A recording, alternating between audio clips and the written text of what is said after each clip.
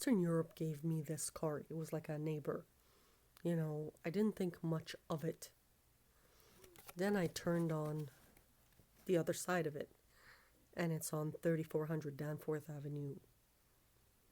Now, for those coming in, there's a couple of things. Eastern Europe were one of the first people involved for AI.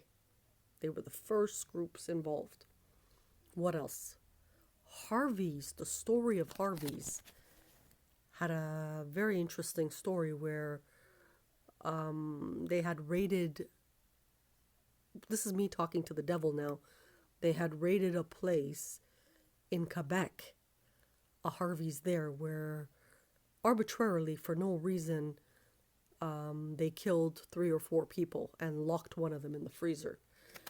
Now, Danforth is important in the story because it's part of C3's history, where we couldn't find Greeks at one particular time. And it had to do with the porno at the very, very beginning. Now, you have to understand, again, these are repeats. This is not a, what do you call it? This is not a celebrity thing.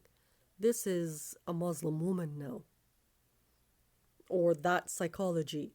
It doesn't matter how modern her setting is, or how much that she was in housing, or that there was infiltration of drugs and prostitutes and hookers. She was still very reserved and heavy.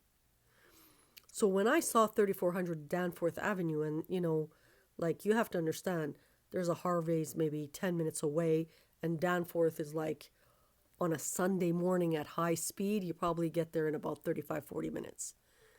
Because Markham is up north and Danforth is near downtown. So I suspect that has to do with the little warp gifts that are given by different people, but majority are either Lucifer's people, Lucifer himself, or some in the medical profession who are associated with the project. It's a warped gift. So if I go to 3400 Danforth now with forensics, I'm too afraid. So, those 2 big key highlights, it's almost like they're repeating what's in my head.